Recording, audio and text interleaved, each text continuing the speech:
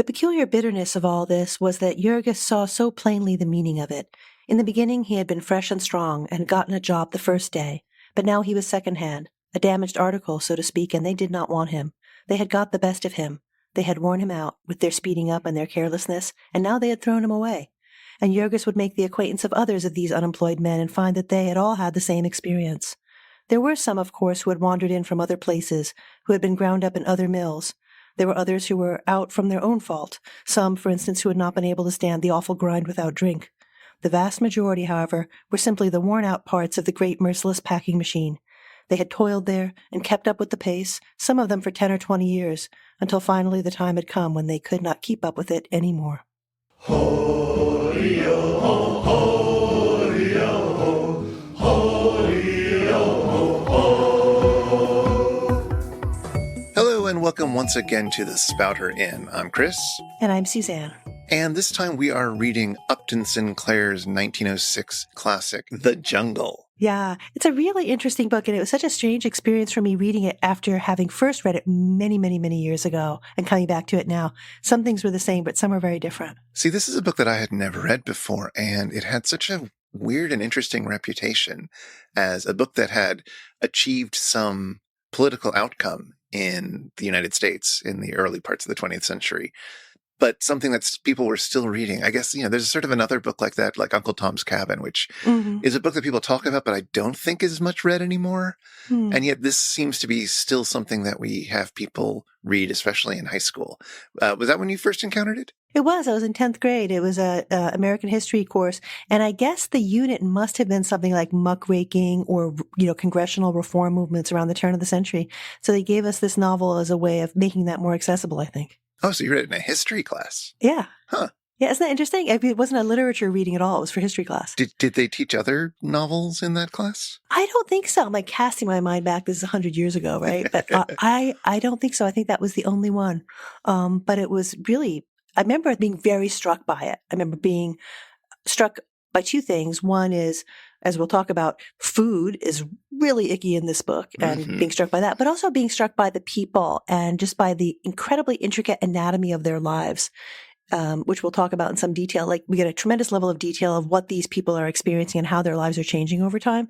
And I remember being absolutely enwrapped by that. Yeah, you get a lot of details about the social and economic pressures that they're facing. And it is a massive amount of detail, but I think it's very understandable for somebody who perhaps has not had to feel as much of those pressures themselves. Yeah.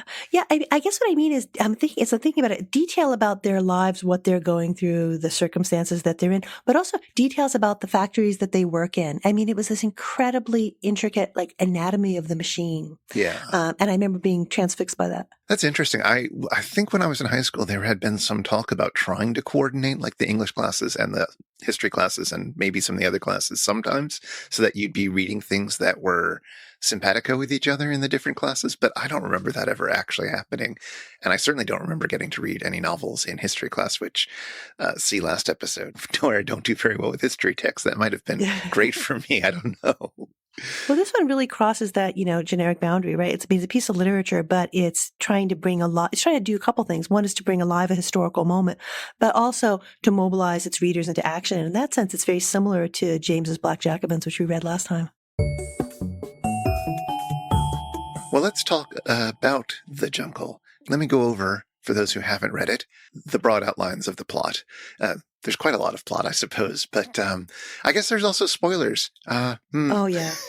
We have to, though. There's no way around it. Oh, yeah. But again, it's worth reading. If you haven't read it, go read it and then come back. But it's also fine if you read it knowing the spoilers. It's not going to ruin anything. So The Jungle, which was published serially first in 1905 and then published in a revised edition as a novel in 1906, it's set in the first few years of the 20th century, just prior to its publication. And it's basically the tale of the education of Jurgis, who is a strapping and big-hearted young man from rural Lithuania. And there he falls in love with the very, very young Ona, and Ona's father passes away and the family decides that they're going to seek their fortune in America, and he decides to follow them. So this whole group of people, Ona and her stepmother and the stepmother's many, many children and a cousin and Jurgis and his father. They all go over to America, have some adventures, and they end up in Chicago where they get menial jobs, largely around meatpacking plants. Jurgis, for example, works on the killing floor, and he's shoveling the guts of slaughtered cows. And while he's doing this, he's learning firsthand how absolutely unbelievably disgusting the food industry there is. It is, we'll get into this, but it is foul in every way. And it's adulterating their products in every sort of way. And he sees what's going into these cans of tinned beef that are just nasty. But anyway, he's a happy guy. He's happy to work hard. He wants to provide for his family. He thinks he can do it himself. And he doesn't understand why every other worker around him seems to hate their jobs. It's like, well, they're just not willing to work hard enough. But things seem to be going well for this extended family at first. And flush with the excitement of their early incomes, they spend basically all their savings on a house. But they didn't seem to understand all the expenses that come with a house. And they didn't understand how precarious their new jobs were going to be, or how precarious their health was going to be. They scrape by for a while. Ona and Jurgis, they get married. They have a son, Antanas, and she gets pregnant with a second child. But eventually illness and injury and the changing demands for labor mean that Jurgis ends up with worse and worse and worse work. And more of the children have to be taken out of school and put to work. Eventually, Jurgis finds out that Ona has been forced to have sex with her boss. And so he tracks down the boss, he attacks him, and he ends up in jail for a month. And then he's blacklisted from working at any of the meatpacking factories because the boss is well connected. While he's in jail, the family miss a payment on the house, and they lose everything. And as soon as he's out of jail, Ona gives birth to their second child, but neither Ona nor the child survive. Jurgis bounces between jobs for a while, but then his son, Antanas, dies, who's only a year and a half old. So completely distraught by losing his wife and child, Jurgis leaves the rest of the family behind. And he leaves the city behind, and he learns to wander the countryside as a tramp, as a hobo. And he finds it very liberating, but eventually winter comes and he returns to the city because it's going to be too cold out in the countryside. And no work. And there's no work to be had on the farms that he's encountering, yes. And he takes on a variety of jobs once he gets back to the city, but eventually he turns to begging, and then to crime, and then to political organizing, and to strike breaking. And he gains a fair amount of money and power while he's doing this, but then he once again runs into Ona's rapist, and once again attacks him, and this once again costs him everything. So he's back at square one, so to speak, back on the street. And although he unexpectedly reconnects with the rest of Ona's family, what's more important to him is that he happens to attend a rally for a socialist politician who's giving a barnstormer of a speech. And the way the socialist describes the abuse of the working class and the corruption of the system resonates throughout all of Jurgis's life experiences. And so he becomes a convert to socialism. And we spend the last couple chapters learning all about socialism. Yeah. Yeah. And a convert is exactly the right word. I mean, it's really describing the language of a religious awakening. And that's something I want to talk about more. One of the things I was so struck by, and I don't know if this is your experience too with the plot, is like, I mean, I read the rest of it, but this happened to me the first time I read it too in 10th grade. I really tune out once Jurgis hits the road. I mean, for me, the exciting part was what was happening to the family, what was happening to that sort of that group of people. And so when he strikes out on his own, like I'm reading it, but I guess the literarily compelling part of it comes to an end there, even though it's interesting in historical terms, in terms of what Sinclair's trying to do. Well, so it's interesting because the novel opens with this magnificent first chapter of the wedding feast. Yeah, the second chapter will flash back to Lithuania and it takes a few chapters to get back to the wedding. Yeah, I was struck by this. It's so interesting, right? Because it's the big wedding in chapter 1, right? And then we don't hear about the wedding again until chapter 7, which is when they're having to pay for the wedding. And right. The in between is all that rich backstory. Yeah, but the wedding chapter is one of these like marvelous crane shot opening scenes of a movie where you're jumping from one character to another, and it's an incredibly well described, well detailed scene of this one night in this community and all the different players and how they're interacting with each other and what's at stake and how it might go wrong, and you just think, oh, this is fantastic. This is going to be one of these webs of characters and problems, so novelistic, such a great thing that you can do. And that's not what the novel is at all. Well, it's doing two things that are so, I'm just looking back at the chapter now as you're talking. It's stylistically so striking. It opens up in a moment. And the moment it opens up with is not the wedding, but the beginning of the wedding feast. It was 4:00 when the ceremony was over and the carriages began to arrive. There had been a crowd following all the way, and so it hits you, right? You're almost entering the door with the guests. And the chapter is all in the present tense. Suddenly some of the steam begins to advance, and peering through it, you discern Aunt Elizabeth, Ona's stepmother, Teta Elzbieta, as they call her, bearing a great platter of stewed duck. Right? It's all in the present tense, which gives you this sense of like you're there. Yeah. It's a really great scene. It's a really great chapter. And yet, most of the novel exists to put the characters in various situations so that the author, so that Sinclair, can explain what's going on. When they first get to the meatpacking plants, they're taken on a tour of them and they learn how this system operates. And then when he's got the job, it's to explain various parts of these systems and all of the different jobs that Jurgis ends up in, or the other characters, is a chance to explain what is the crime world like? What's the political world like? What is, the nastiest job that he takes at the fertilizer room is like, let's describe how foul that is. And let's talk about how that affects his life. So much of the novel reads like the incredibly rich opening paragraph of a long form journalism piece that is meant to draw you into the scene. Every paragraph feels like that kind of for much of the book, that most of the book doesn't really follow the characters like you'd expect in Middlemarch. It's not a character study at all. No. Jurgis is a cipher. Yeah, no, that's exactly right. Like we get information about what kind of person he is, but we don't get a sense of interiority at all. It's really on that ground between novel and journalism. And that makes sense because that's where Upton Sinclair was for his life. Should I say a little bit about him? Yeah. Who wrote this and why? So he was born in 1878 and he's a journalist and a novelist and he's deeply involved in politics, as you could well imagine. He was born in Baltimore from a family that had military connections for a long time, most recently in the Confederate Army. So this is the kind of family background he has. He himself, though, was raised in New York City, where he went to CUNY as an undergraduate when he was really young, and then went to Columbia for some grad classes. But he was also working all the time. Like he was just getting by and working as a journalist. And the big turning point in his life was, like Jurgis in the novel, an introduction to socialism. And when Sinclair talks about that experience, he describes it explicitly as a conversion, even as a visitation by angels. And we'll see very similar language when we're hearing about Jurgis's encounter with socialism. So The Jungle, like you said, appears in 1906. First, it was serialized in a socialist newspaper, and then it comes out as a novel straight away. Very impactful. Sinclair had been involved in journalism, as I said, what's sometimes called muckraking, that is investigative journalism, whistleblower kind of work, revealing the seamy underbelly of things that are often not so visible, right?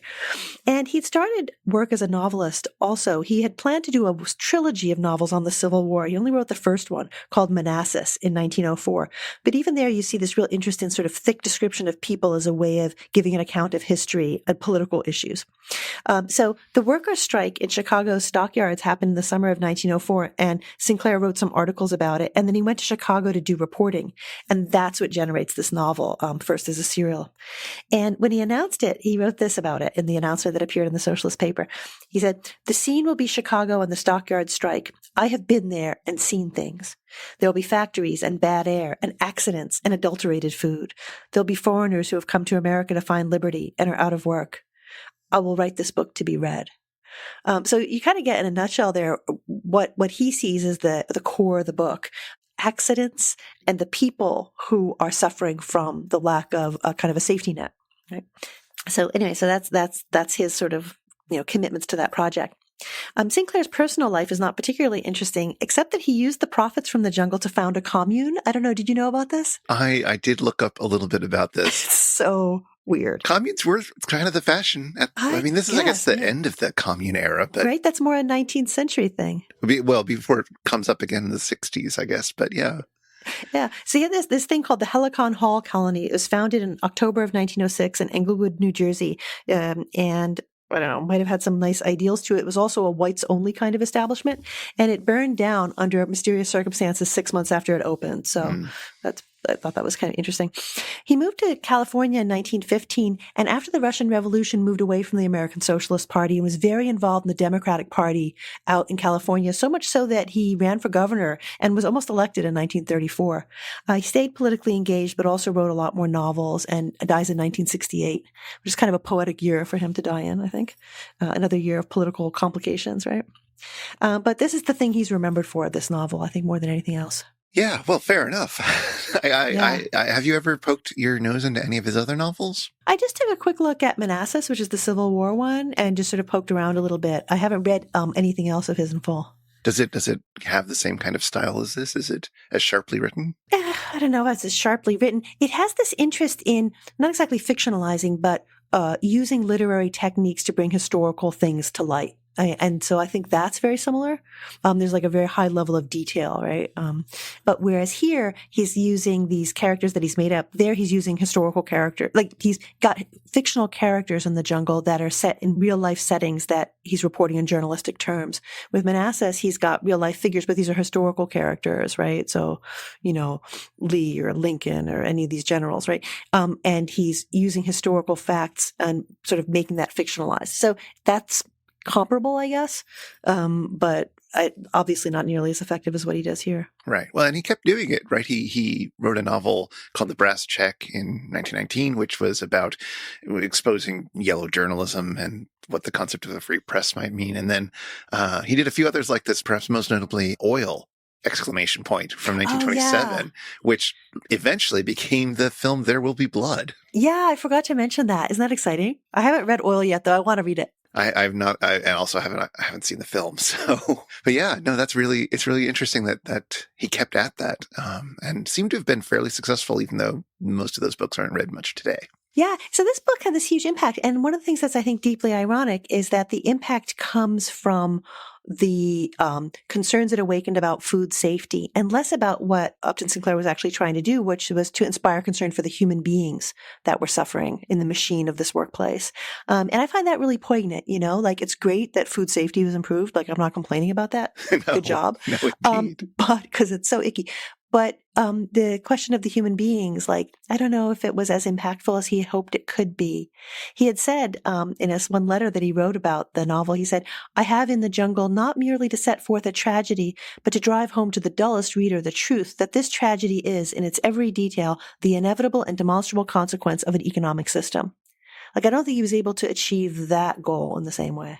No, and there's another quote that gets thrown around a lot where he says that he aimed at the public's heart and by accident I hit it in the stomach, which is completely true because, the description of the horrors that this economic system, grinds upon working people is very vivid and disgusting and awful. But the stuff about the meat, it somehow hits home even more. Well, the business with, these immigrant workers requires you to have empathy.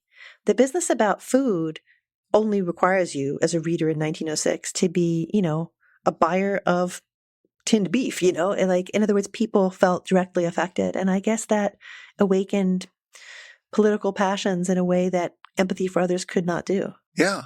Right? It's not a very nice truth, but I think it's probably true. Well, I'm just thinking in terms of like the most viscerally revolting sequences. They're the meat sequences and then some of the descriptions of the things that happen to some of the workers. Yeah, I've been debating about how gross we should get with this, right? But even like the first smells and sounds when they're first encountering the stockyards kind of give you a little sense of it, right? There's this horrible, lovely passage when they're first coming on the trolley car to the area that will be their workplace and their place of living. It was now no longer something far off and faint that you caught in whiffs. You could literally taste it as well as smell it. You could take hold of it almost and examine it at your leisure. They were divided in their opinions about it. It was an elemental odor, raw and crude. It was rich, almost rancid, sensual and strong. There were some who drank it in as if it were an intoxicant. There were others who put their handkerchiefs to their faces. The new immigrants were still tasting it, lost in wonder, when suddenly the car came to a halt and the door was flung open and a voice shouted, "Stockyards." Is that awful, kind of, that passage? Yeah, it is, although it's very sort of poetically awful. It's like hell. Yeah, exactly. I mean, Dante comes up quite a lot in this Oh, yeah. book about in references, but also implicitly, there are a number of moments that you really get a sense of the topography of the underworld. that's true. When you have the description of him getting what is perhaps his worst job, working in the fertilizer room, Yeah. like it's deep in the bowels of this, separated from the rest of it. It's a place where nobody goes unless they are forced to look for work there and can stomach it. And it leaves its mark on the body, right? It means that, he's there for a few minutes and he's inhaled all of these chemicals and all this particulate matter, and it just seeks deep into his skin and clothing such that it takes months and months and months of no longer being there before he's finally cleared of it. Yeah, he's almost transformed. The moment that he kind of gets clear of it, I mean, to some extent, is that point when he takes off into the country and he runs across a stream of water and he goes in and washes himself and takes off his clothes and washes them out. And it's really the first, I mean, it's a almost baptismal kind of moment. It's a very strange moment in the text. Yeah. And like you were saying about the fertilizer plant that Jurgis ultimately ends up working at, being sort of at the fringes, it's a place that people don't go to unless they absolutely have to. There are these other kinds of interstitial moments. Like there's this one time when Jurgis is at work in the slaughtering house, and after most of the men have left, once in a while, there's a period of time when a small number of the men stay after, which is to deal with the animals that they should not be slaughtering, the ones who had already died or like there's something gross or defective about them. But they cut them up regardless and sort of hide the meat amongst other meat.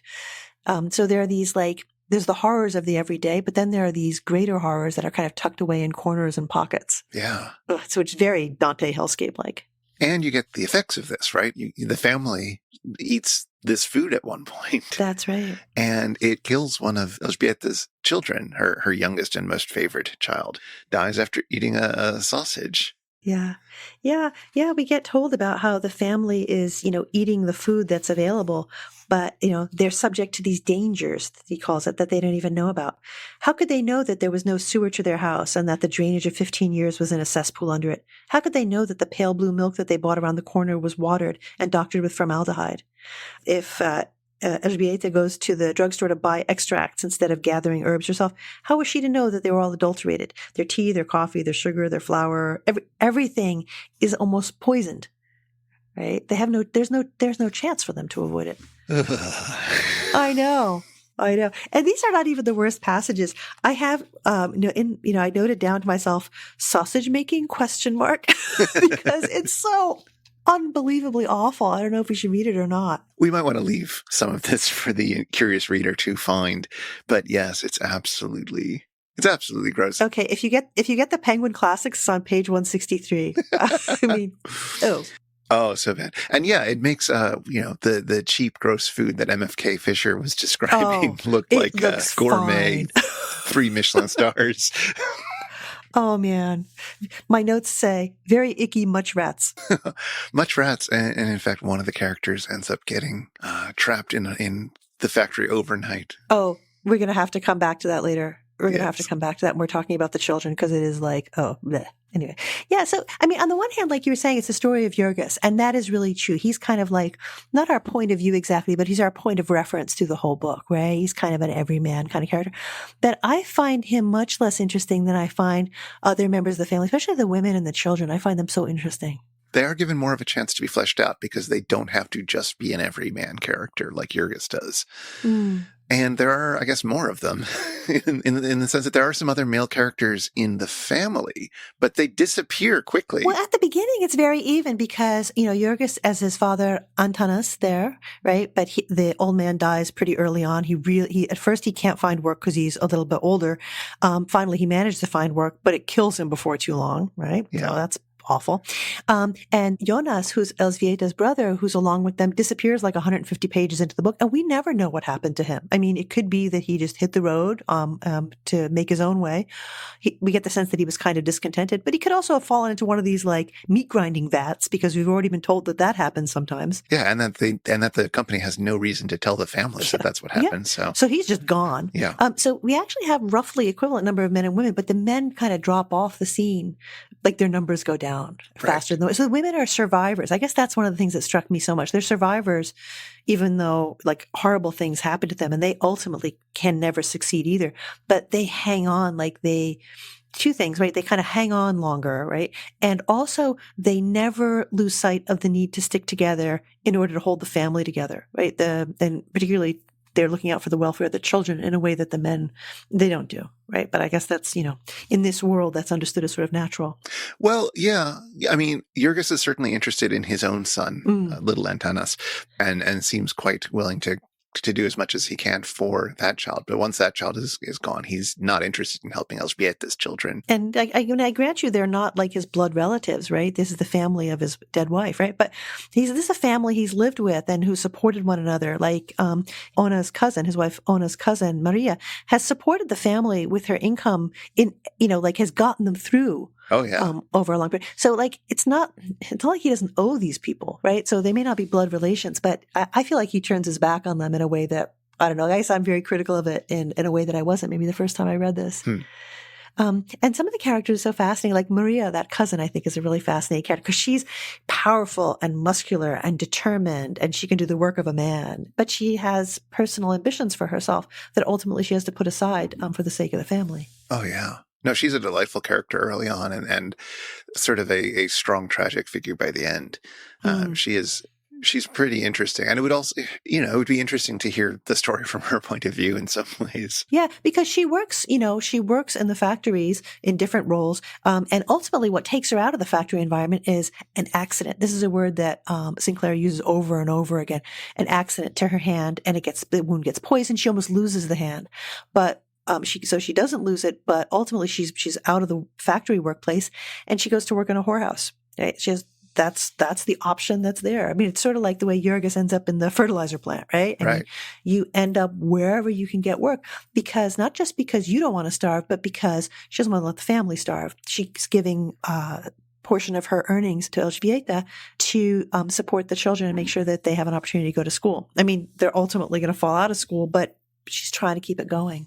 That scene where she meets up with Jurgis, I think, is so incredibly poignant because she's talking like he is kind of shocked to find her working in the whorehouse, but she's like, "We have nothing to be ashamed of." I found that passage really moving. Yeah, this is at the very end of the book after he's had most of his adventures, and he's once again fallen on hard times right before he encounters the socialist. Yeah, no, he said, and it's so neat. He says this to her. He says, "Perhaps you think I did you a dirty trick running away as I did, Maria." "No," she answered. "I don't blame you. We never have, any of us. You did your best. The job was too much for us." She paused for a moment, then added, "We were too ignorant. That was the trouble. We didn't stand any chance. If I'd known what I know now, we'd have won out." And she goes on to say, "When people are starving and they have anything with a price, they ought to sell it. I guess you realize it now when it's too late. Ona could have taken care of us all in the beginning."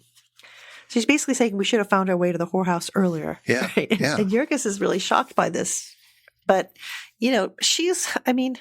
under the circumstances they're living, she's not wrong. Yeah, it's interesting. Yeah. Because they could never have won. They could never have succeeded. The only way they could have succeeded would have been if they'd been prepared, if they'd known more. And remember that was foreshadowed, that fabulous encounter. I love this scene with grandmother Majauskine. She's a neighbor that they meet very early on in the narrative who really knows what's up. Yeah, she's been there for a while. She tells them the story of who all's come through. Like they've just bought this house, right? And they've been told by the person selling it, that the agent, that this is a new house, and they're all kind of excited. And they meet this other Lithuanian family that lives a block away. It's an elderly widow and one grown son. So she tells them, it says, a string of horrors that fairly froze their blood. She's an old lady, around 80. And she describes how these houses are just put up by an organization that will rent out the houses and, turn out people when they can't meet the rent and then just paint it and sell it to a new family. And she's seen like 6 different families come through over all this time. So she's seen them come and go. So she tells them kind of the big story about waves of immigration, but she's also telling them a very specific story about their own house. And so what's so interesting to me here is that like her knowledge comes from just being around, like she's seen it all happen. But also there's this really neat moment where it says this: grandmother Majauskine was a socialist or some such strange thing. Another son of hers was working in the mines of Siberia, and the old lady herself had made speeches in her time, which made her seem all the more terrible to her present auditors. Like, this is the first time we hear about socialists, and it's socialist or some such strange thing. In other words, her knowledge is partly like old lady on the corner watching people come and go knowledge, but she also understands the political system. Right. I just find that so fascinating. That will become a thing when he meets socialists at the end of the book, that they are sort of average working people who have just managed to pay attention and hear about the world through others, through newspapers, through observing things and through conversations. Yes, Yeah. workers of the world, right? Yeah. Yeah, she's a delightful character. She's one of the many characters that the family just runs into at some point. Yeah. They arrive in Chicago and they happen to run into a delicatessen owner that Jonas knew back in Lithuania. And he is their first guide to their new environment that they can understand. Yeah, he helps them find a place to stay for a few days. And helps tell them like where to go to get work. And they just happened to run into him. If they hadn't run into him, they would have been completely lost. Then they happened to run into grandmother Mayoshkiene, and she gives them a lot of more information. And this keeps going on. Like, so much of the book is predicated upon these chance encounters. Even later, It's a chance encounter that he runs into the family again. It is a chance encounter the second time that he encounters Ona's rapist and attacks him and loses everything again. There's a weird scene in the middle of the novel where he is begging and runs into the very rich child, young teenage boy left on his own, not able to be out all night drinking as much as he wants, but is able to stay at home drinking as much as he wants, who brings Jurgis back to the mansion on Lakeshore Drive. And it turns out that he is the son of one of the meatpacking factory owners. It's a complete accident. And it's there just because Sinclair wants to keep the plot going forward, wants a chance to show who is profiting and what the lifestyle of the people who are making the money off of this machine of human misery, what that looks like. But, it's an accident. It's a thing that just occurs. Well, I think it's two things, right? Like, it is, you're absolutely right. It's a pretext for him to show us what this world is like, what are the political and social and economic conditions that these people are living in. But it's also part of this endless refrain in this book about, like you were saying, accidents, like stuff just happens. And there's this one moment that I remember being really struck by was such an ironic use of the word fate.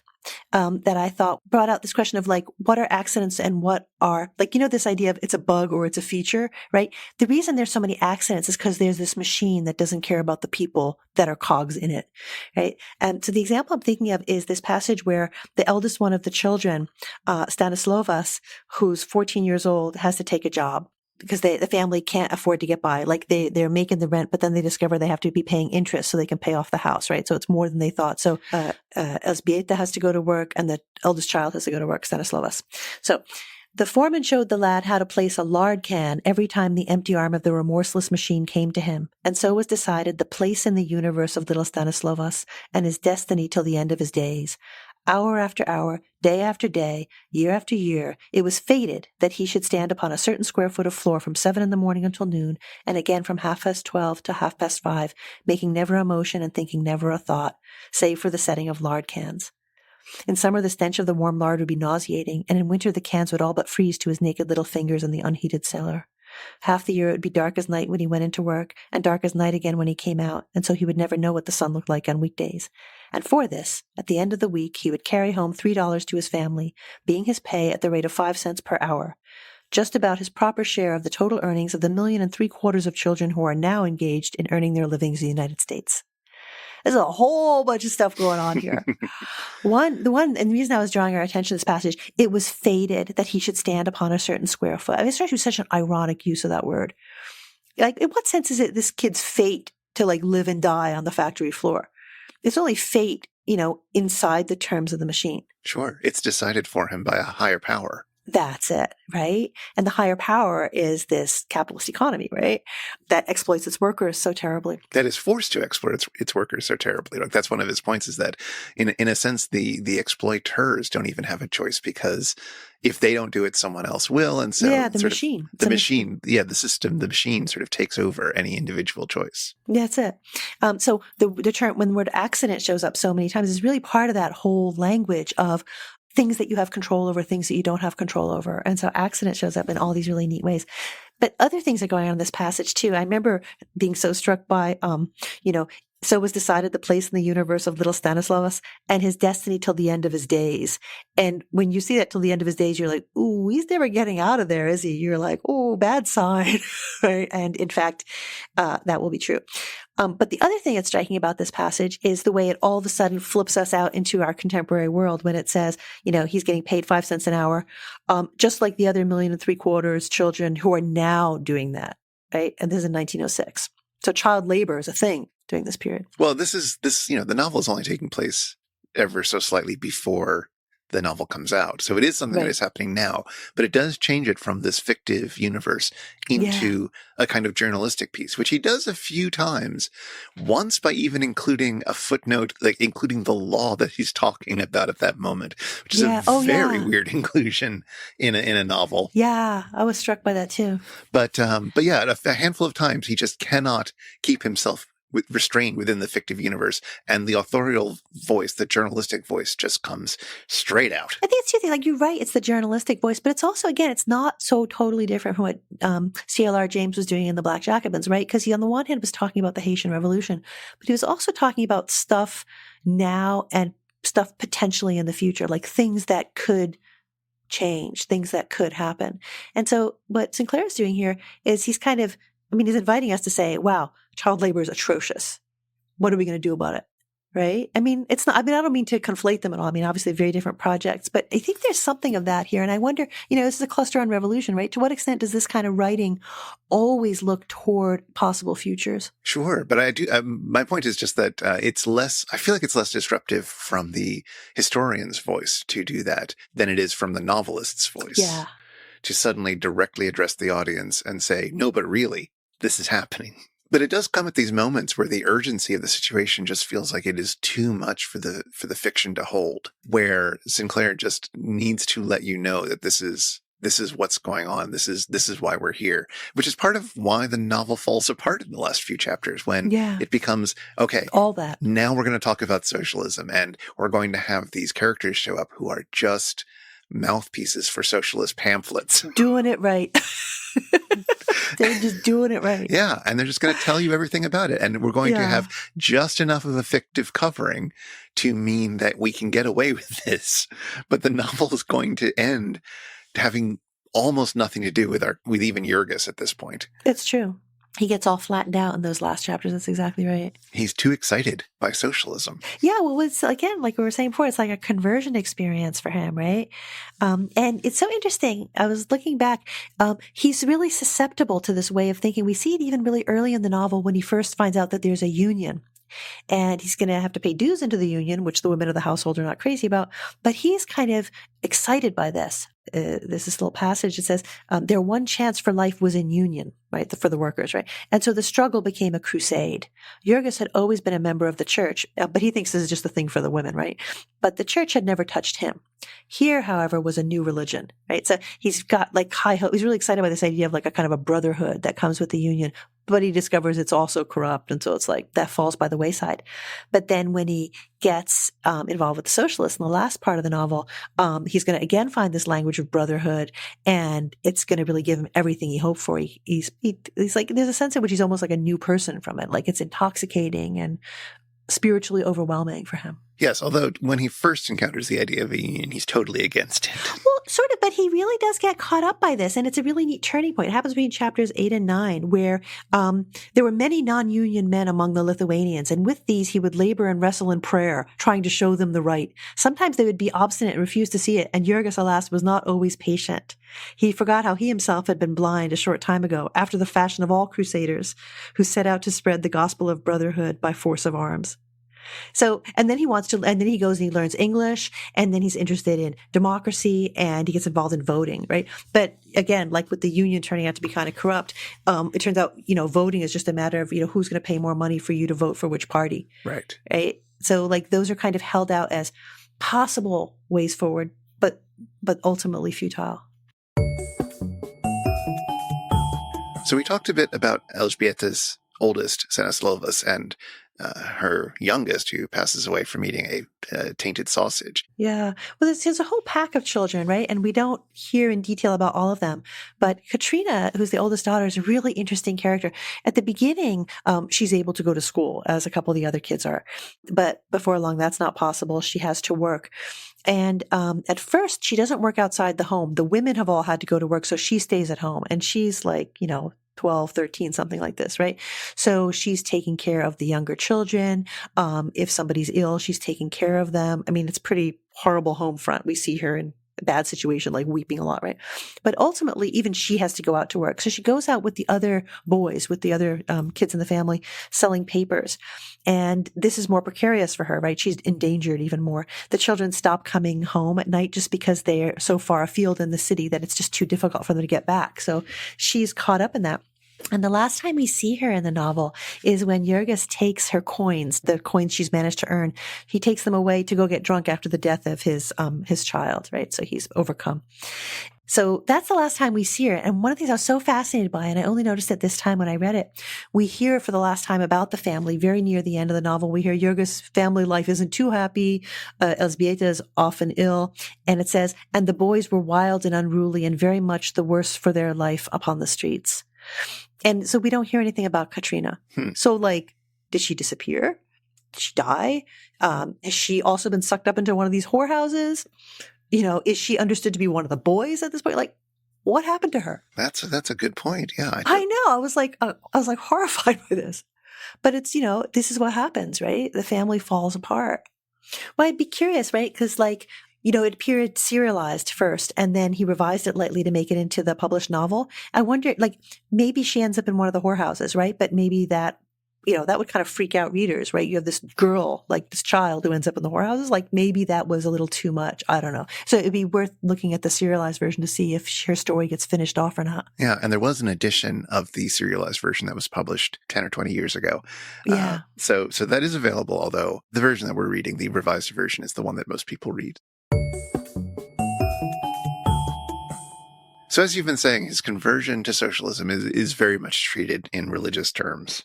Yeah, I've been thinking about this a lot, right? Because when we talk about socialism, we're not normally talking about this religious fervor, right? We're talking about, kind of an economic and political system, right? That can exist in a whole range of kind of scenarios, right? But here in the novel, it's it's not just that. It's something else. It's like a revival meeting kind of experience. I don't think you can understand it outside of the religious enthusiasms of the 19th century, right? And I was really fascinated and puzzled by that. Well, that's certainly how Jurgis experiences it when he first encounters it at this rally. But there's a sort of Q&A after the big, massive, long speech that the speaker gives that gets the entire room and Jurgis sort of up on their feet and enraptured. But then, afterwards, there's a Q&A, and the first question is, what do you think of Tolstoy?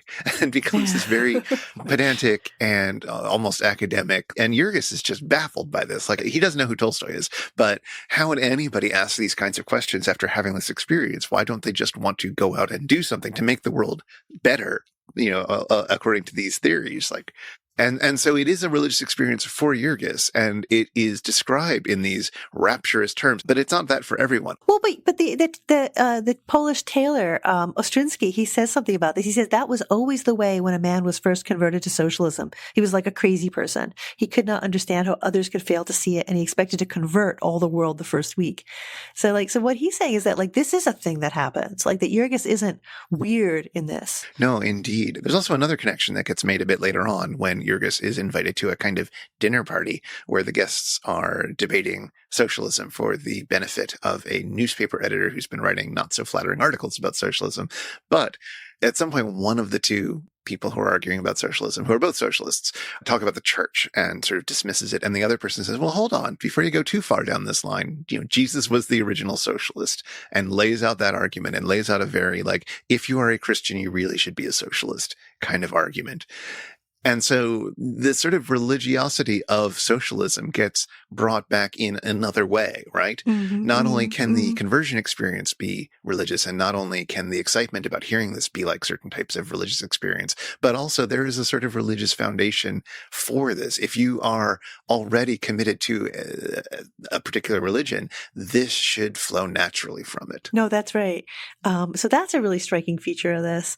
And I was thinking about this in connection with like that language of like fate and accident and so on that we were talking about before. Like, to what extent is like fate or providence or fortune or accident, to what extent are those connected to this kind of religious fervor, this conversion experience that we see within socialism as it's presented in the novel? You know what I mean? Like, no, I'm not sure what you mean. Well, like they're in this world where seemingly you're in a machine, right? Everything is controlled. You have no way to succeed. It's like, it brings you to despair. Like Maria talks about this. We had no chance. We could never have made it. That was never possible for us. And this sense that like you can't get out of it. You have no way around it, right? And so these kind of conversion experiences that happens to Jurgis, right? When he learns about socialism, it's like almost gives you a glimpse of the world outside of the machine. What would it be like if we were in a world where, you know, the capitalist economy was not driving everything that happened? What would it be like to live in a world where there's brotherhood, where people call each other brother or sister or comrade, right? What would it be like to be in that kind of world? Right? So I wonder if those languages are connected. I don't know. That's an interesting I find that thought. really interesting. Yeah. One of the things I was so struck by, and tell me how it struck you. And I don't remember noticing it the first time I read this book. I was interested this time in reading about Jurgis's work when he's left the stockyards, right? He's no longer in that like horrible meatpacking world.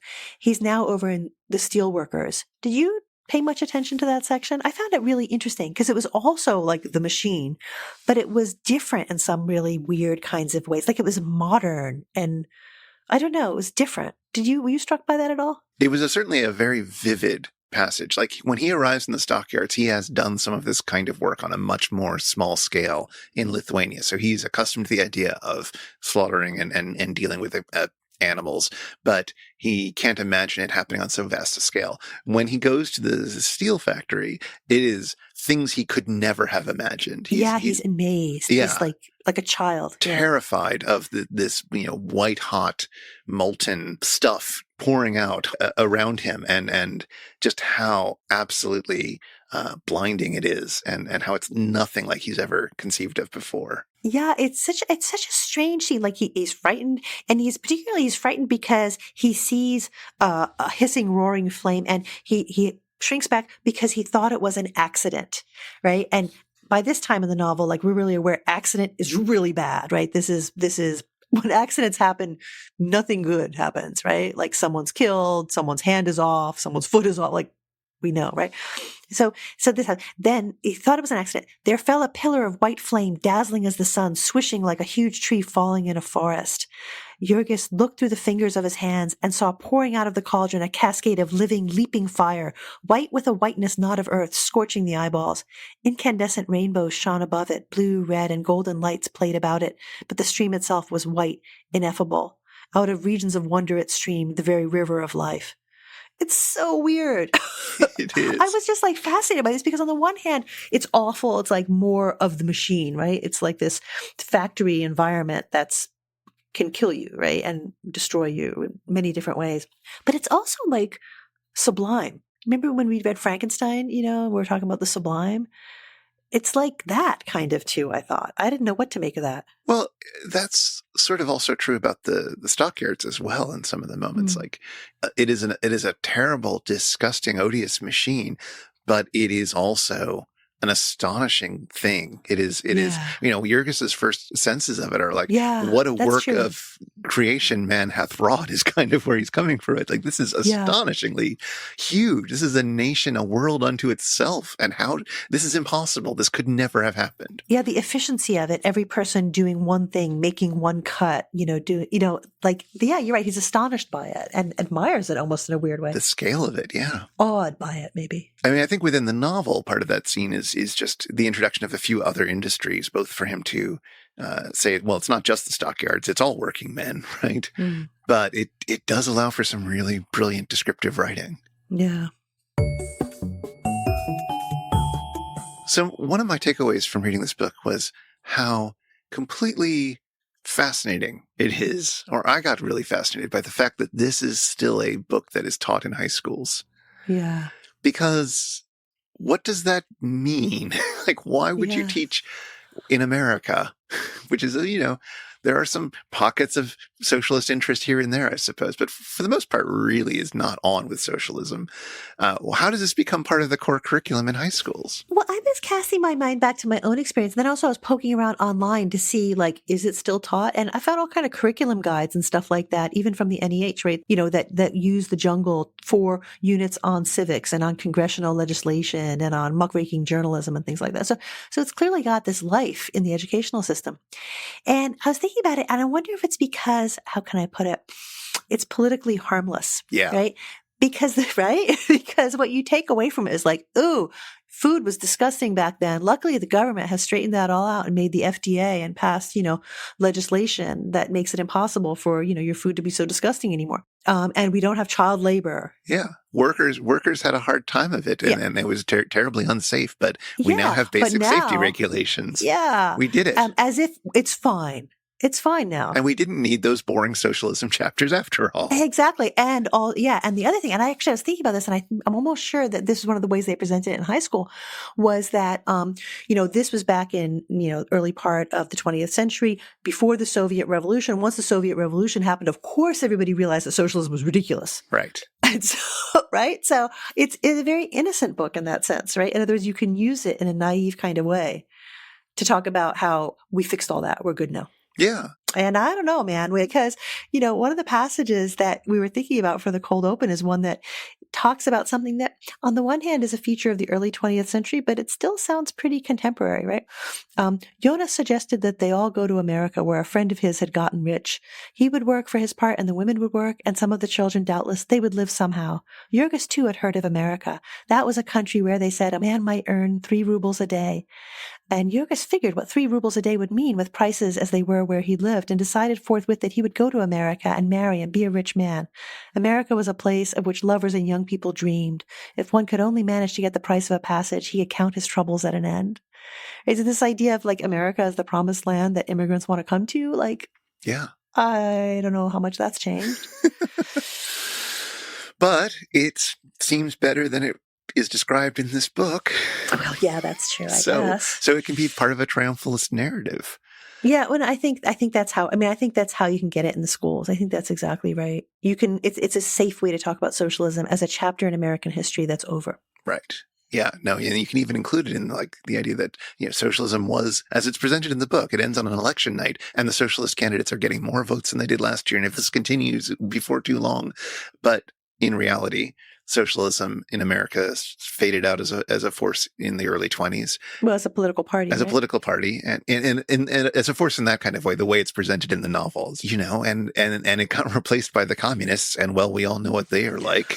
Well, sort of, right? Like, I mean, the Soviet Revolution had a certain kind of effect, right? I mean, on Sinclair himself, but also more broadly on the fate of the party in America. And then, what you have remaining in terms of a left, it gets destroyed by the Cold War and McCarthyism, right? Yeah.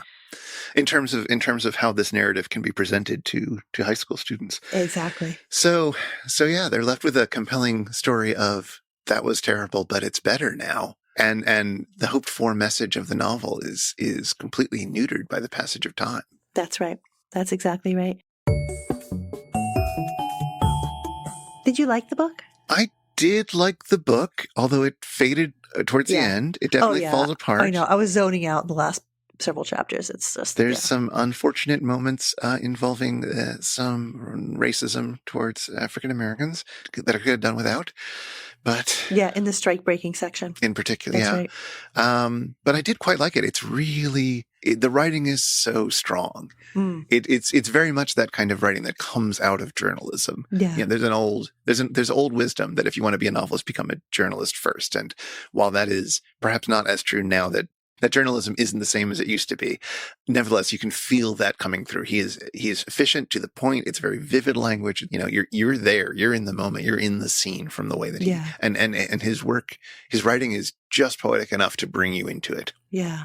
But, the characters are a bit thin, and it does sort of fall apart as he gets more and more interested in talking about just the structures, just the systems of the world, rather than the family and the intricacies of the people living within them. Well, he has a goal with this novel, right? It's instrumental for him. It's a means to an end, right? As opposed to, let's say, like you mentioned, Middlemarch earlier, right? That's its goals are very different. Exactly. Did this novel make you want to give up meat? Oh man, I was thinking about it. It's pretty awful, but it also lulls you into this false sense of security, right? Like on around the safety issue. But the other thing that, again, this struck me in a way that I didn't feel as much when I was reading it like a million years ago in 10th grade. The cruelty, the cruelty to the animals. This didn't really enter my consciousness all that much, as a teenager. And reading it this time was impossible not to be thinking about it. There's this one passage that talks about it describes the machine devouring the bodies of these animals and rendering them into meat, right? But it also describes them as individuals, which in a way that I thought was really interesting. Oh, yes. Jurgis has a moment of being able to see the hogs that he's looking at as individuals. So each of these hogs was a separate creature. Some were white hogs, some were black, some were brown, some were spotted. Some were old, some young, some were long and lean, some were monstrous. And each of them had an individuality of his own, a will of his own, a hope and a heart's desire. Each was full of self-confidence, of self-importance, and a sense of dignity. Isn't that amazing? And they're being killed, and it's horrible. And he looks at it, and then it continues. And now was one to believe that there was nowhere a god of hogs, to whom this hog personality was precious, to whom these hog squeals and agonies had a meaning.